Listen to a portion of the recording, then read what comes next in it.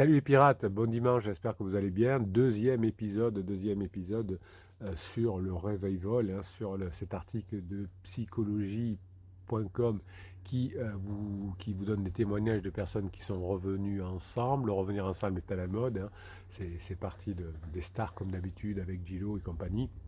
Et donc aujourd'hui, effectivement, vous avez beaucoup de chance car vous êtes dans un environnement où de plus en plus on parle de couples qui reviennent ensemble, alors que les pirates qui vous ont précédé ont réussi aussi, bien évidemment, à récupérer leur conjoint, mais ils étaient dans un environnement beaucoup plus défavorable.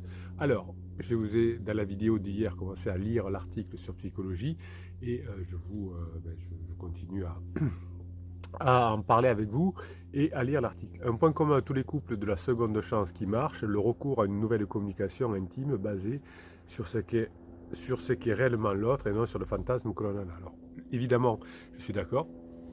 Là où je ne serais pas d'accord si on avait dit qu'il faut parler du passé, non, on ne reparle pas du passé, mais on essaye de comprendre quels sont les vrais besoins de l'autre et pas des fantasmes. Les fantasmes, c'est tous les couples divorcent, des choses comme ça. Donc la réalité des choses font que beaucoup de personnes reviennent ensemble aujourd'hui pour des raisons sentimentales. Quand on est ensemble depuis 5, 10, 20 ans, on fait sa crise, on revient ensemble. Aussi pour des raisons économiques, etc.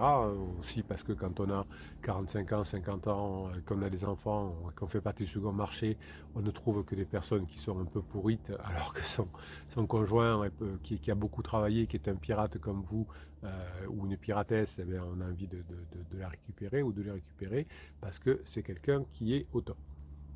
Donc, euh, les besoins, c'est pas des fantasmes. Je sais pas, en disant tout le monde aime le Coca-Cola, c'est certainement pas vrai, certainement pas vrai. Sinon, la société serait différente. Donc, on va rester non pas sur un fantasme de ce qu'est l'autre, de ce que veut l'autre, mais effectivement, vous en faites une vie, une fête continuelle, c'est ce qui va vous permettre. Lorsque nous sommes avoués que la vie sans l'autre était sous une apparence de fête continuelle bien lassante, oui, donc effectivement, vous voyez que ces personnes-là ne sont pas des pirates, donc elles n'arrivent pas comment dire, à bien analyser la situation. Ces personnes ont fait la fête avec des pansements, etc., des copains de pain, etc., mais c'était bien lassant. La fête continuelle, c'est tous les jours, chaque fois, que vous allez remettre de la légèreté dans votre couple et que vous allez vous rapprocher. Euh, Fabien et moi avons entamé une conversation qui dure encore aujourd'hui. Voilà, essayez de comprendre ce que veut votre conjoint. Nous sommes maintenant capables de nous écouter mutuellement et de nous mettre à la place de l'autre, de comprendre ce qu'il ressent. Fabien m'a souvent fait reproche de ne pas être seulement sa femme, mais aussi sa soeur, sa mère, son frère, un bébé, parfois, et cela l'agaçait. Aujourd'hui, au contraire, il se rend compte que je peux jouer des rôles différents. Chacun notre tour nous permet de voler nos fantasmes et d'enrichir notre lien. Oui, souvent je vois ça en coaching. Votre conjoint, vous avez le rôle du parent-enfant. Vous avez une formation complète là-dessus qui s'appelle Jeu de pouvoir, sortir de la relation parent-enfant. Souvent, vous avez ce rôle-là. Alors, je vous rappelle que les formations, c'est un descriptif de cette vidéo, là en bas. Cette semaine, on parle de la lune de miel, comment récupérer son conjoint et recréer une lune de miel et faire en sorte que la lune de miel avec son conjoint soit toute petite. Ça demande de l'intelligence émotionnelle comme dans la formation de la semaine dernière. Vous avez un catalogue avec 110 formations. Donc cette semaine, c'est récupérer son conjoint et faire diminuer la lune de miel de pansement et conjoint. Comme le disait effectivement la personne là, c'est pas des fantasmes, la vie c'est pas des fantasmes, c'est des réalités. Donc si on arrive à choisir finalement ce qu'il faut faire en ayant le bon système de fonctionnement, eh bien il y a des chances d'y arriver. Pour Yves Prigent, choisir de reformer le couple, ne pas laisser en faire à deux l'inventaire de la relation passée. Alors ça, j'en ai parlé hier, déjà non. Évidemment, ça c'est une grave erreur. Alors c'est un truc de psy, mais on ne remet pas le passé sur la table. Euh, Cela met obligatoirement en œuvre quelque chose de l'ordre du langage, puisqu'il faut, pour repartir ensemble, comprendre pourquoi ça n'a pas marché la première fois. Non, vous pouvez le comprendre, vous pouvez avoir de l'action, les formations vous permettent de ça, mais si vous remettez tout ça sur la table, alors on peut en parler une fois, allez, le capitaine il est généreux ce dimanche, mais n'allez pas faire des séances de psy pour parler du passé. Allez faire éventuellement une séance de thérapie ou deux avec le capitaine ou avec quelqu'un d'autre pour mettre en place le nouveau fonctionnement de couple. Allez voir un thérapeute pour dire expliquez-nous comment on doit faire pour que ça se passe encore mieux entre nous, etc. Mais n'allez pas voir un thérapeute pour parler du passé. Le passé ne reviendra pas. Vous savez, aujourd'hui, vous avez la méthodologie pour réussir la phase 4. D'ailleurs, c'est la phase 2, donc la phase 2 ne reviendra pas, c'est pas la peine d'en parler. L'ancien couple, il ne reviendra pas. Vous allez faire un couple beaucoup plus puissant. C'est aussi reconnaître que dans un couple, il y a des jours de joie et des jours de peine. Oui, ça, c'est pas être psy pour le savoir. Des fois, bon. Affronter le passé pour construire l'avenir. Les séparations se font rarement dans la bienveillance et l'inquiétude. Oui, tout le monde n'a pas la chance d'être un pirate. Et quand vous étiez bébé pirate, vous avez certainement fait des erreurs. Il est fréquent que sur le chemin de la reconstruction de son couple, on ait à revenir sur nos rancœurs. Ce qui n'arrivera pas, vous, mes pirates adorés, car effectivement, vous aurez récupéré votre couple en montrant que vous avez changé et en passant des bons moments ensemble. Nos proches nous ont traités de fous lorsque nous nous sommes remis ensemble, raconte Louis, 38 ans, car il se souvenait parfaitement de la violence que nous avions connue. Alors ça, les pirates, vous ne l'avez pas trop. Vous avez au début les mauvais conseils des psys de quartier ou de Tati Janine en disant ne t'attends pas à ce qu'ils reviennent, c'est foutu, c'est mort, quelqu'un qui s'en va ne revient pas, enfin des bêtises comme ça.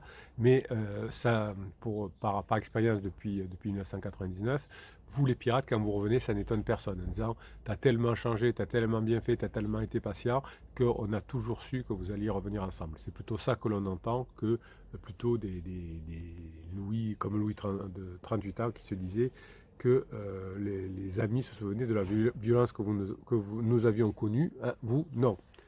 Nous étions insultés en public, battus. Oui, alors ça, effectivement. Mais si vous avez trop de provocations, si vous êtes en mode survie, si vous êtes tenté par ce genre de fuis-moi, je te suis, par ce genre de comportement, eh bien évidemment, ça finit mal. Avant de revivre ensemble, nous nous sommes mutuellement demandé pardon. Pourquoi pas rapide alors? Reconnaissant que nous avions été méchants et fautifs l'un envers l'autre, alors ça c'est sûr, hein, dans un couple c'est un système, donc chacun des parties, des membres du couple ont une partie de la responsabilité. C'est dur de demander pardon à quelqu'un, alors vous avez une formation qui s'appelle Comment pardonner. Voilà. Vous avez tout qui t'explique là-dedans. Même à celle qu'on aime, mais c'est aussi quelque chose d'inoubliable. Oui, eh ben ça montre que vous avez bossé sur votre ego. Pardonner, est-ce oublier, hein, demande Françoise Sand. Alors là, on rentre dans la question psychologie à l'eau de rose, psyrose.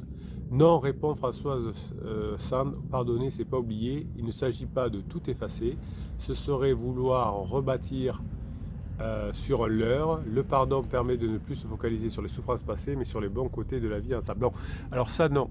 François, je suis désolé. Le boulot je suis d'accord que chacune des personnes doit faire un boulot, mais le boulot du pirate, il a été fait en amont, avant les retrouvailles, pendant la phase plateau, pendant la phase d'alarme. On sait ce qu'on a loupé, on sait qu'on a loupé les phases 2, mais on ne va pas en reparler ensuite, hein, une fois qu'on est dans la phase 4 du couple. Dans la phase 4 du couple, on met en application ce qu'on a appris pendant les formations. Alors c'est vrai, Françoise, que tout le monde n'a pas la chance d'être aussi avisé que les pirates qui sont derrière cet écran, mais quand même, hein, on ne reparle pas, ne fait pas sa thérapie, sa propre thérapie dans la phase 4 du couple, Françoise.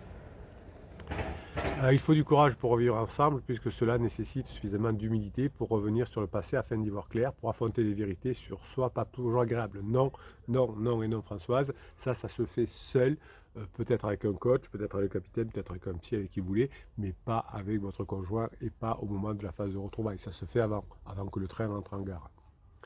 Alors, seulement une fois ce travail terminé, on peut se laisser aller, arriver sur cette promesse chantée par Jacques Brel, ne me quitte pas. On a vu souvent rejaillir le feu d'un ancien volcan qu'on croyait très vieux, très vieux. Oui, alors je vous rappelle que Jacques Brel a fait cette chanson, c'était un pastiche, c'était exactement ce qu'il fallait faire. Ne me quitte pas, je vais être l'ombre de ton chien, l'ombre de ta main, je ne sais plus quoi. Les trucs à l'eau de rose, on a vu souvent rejaillir le feu d'un ancien volcan qu'on croyait trop vieux.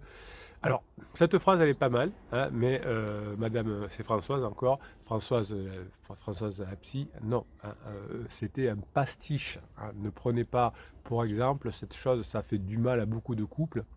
Beaucoup de pirates ont donné ce texte de chanson au moment où la personne en face de vous était en crise et voulait partir, et ça a fait un effet répulsion.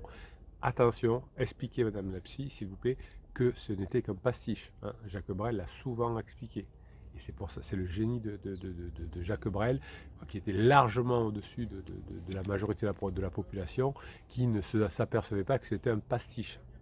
C'est ça le génie, hein, de notre humain. Nostalgie, entre parenthèses.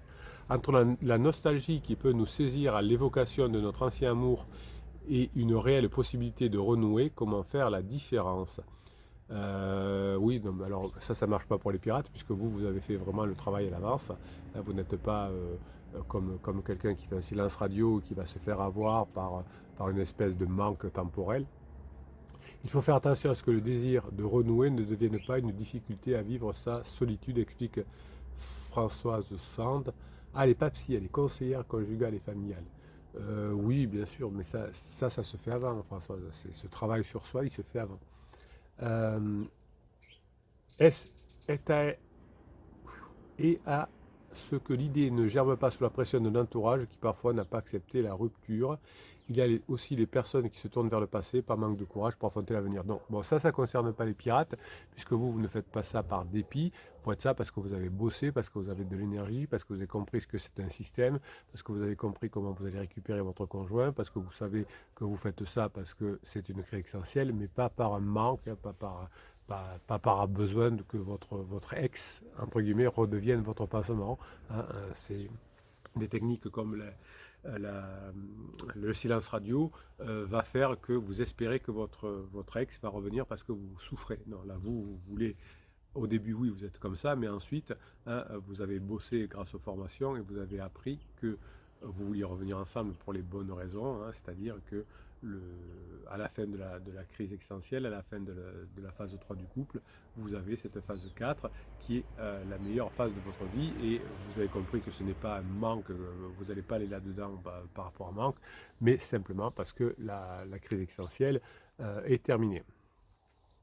Pour ces raisons, toutes ces raisons ne sont pas bonnes et elles risquent d'entraîner une nouvelle séparation. Oui, c'est pour ça.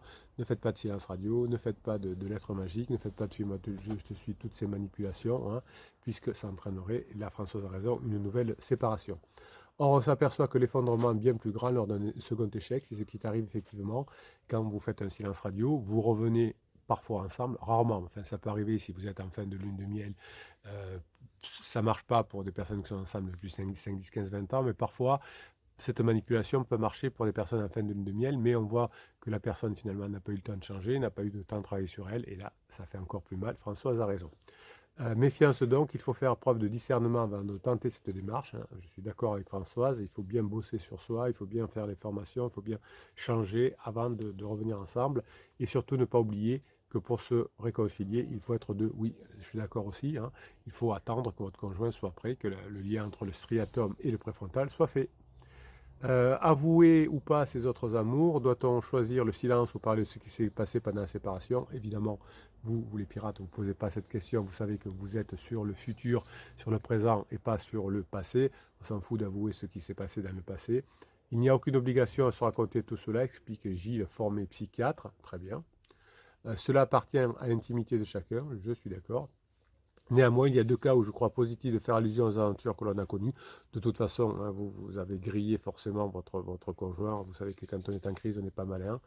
Alors, il y a quand même deux cas où je crois positif de faire allusion aux aventures que l'on a connues. D'abord, dans les couples fusionnels qui généralement se sont séparés parce que les deux protagonistes s'étouffaient mutuellement. Non, ça c'est des lunes de miel et c'est chez les enfants, enfin chez les ados, chez les jeunes adultes. C'est une façon d'introduire un tiers dans l'histoire et donc d'éviter de partir sur les mêmes bases qu'avant. Non, ne partez pas sur les mêmes bases qu'avant, partez sur la phase 4 de votre couple, évidemment.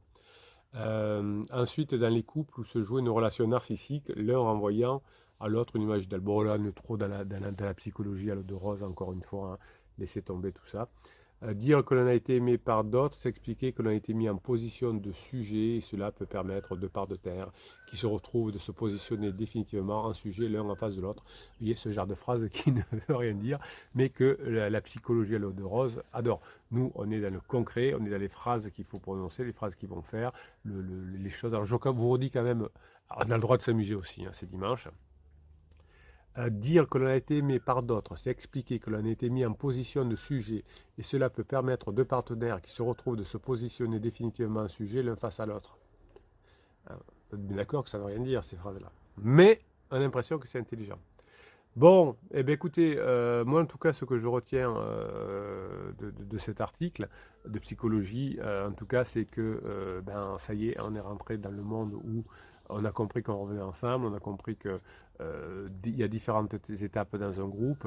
Alors il y a encore vous voyez, des imperfections dans les explications avec des trucs de sujets, de machins, de psychologie à l'eau de rose. C'est pas très grave, hein. Gardez que le grand public commence maintenant enfin à s'intéresser à cette lame de fond, qu'il y a des témoignages de personnes qui reviennent ensemble, même s'ils n'ont pas été des pirates. Vous voyez que les conseils des psys sont un peu en retard en disant voilà, il faudra bien discuter, il faudra bien que vous travailliez sur vous, hein, dans la phase 4, les enfants. Non, nous, on a travaillé avant. Donc, vous pouvez être fiers de vous, les pirates, et vous savez pourquoi ça fonctionne bien entre vous maintenant. Parce que vous êtes bien entourés, parce que vous vous formez, parce que vous apprenez, parce que tous les jours sur Telegram, vous allez voir les messages que je vous laisse pour vous donner la grinta du matin, pour répondre à vos commentaires. Sur le groupe Facebook, vous voyez des témoignages d'autres pirates avec lesquels vous pouvez interagir, qui ont leur pseudo, qui ont leur profil, qui ont leurs photos, qui vous répondent. Enfin, donc, voilà, c'est cette interaction, c'est pas des témoignages comme il y avait à l'époque à la Redoute, ou que certains coachs font sur leur site en disant, en mettant une vidéo ou un interview de quelqu'un qu'on ne peut jamais rencontrer. Là, vous pouvez parler directement avec les pirates, soit en commentaire sous les vidéos, ils vous répondent, soit sur le groupe Facebook. Et c'est pour ça que l'impulsion que vous lancez dans la société, hein, fait que tout commence à changer, et que on se rende compte que de la réalité des choses, c'est que depuis 2016, les choses sont inversées, et qu'aujourd'hui, beaucoup plus de couples qu'avant reviennent ensemble, et quand on a une méthode, c'est encore plus facile. Passez la journée, le dimanche que vous méritez. Je vous kiffe, mes pirates adorés. Pensez à la formation sur la lune de miel, diminuer la lune de miel entre pansement et crise, et mettre en place votre lune de miel pour rentrer dans la phase 4. Passez le dimanche que vous méritez.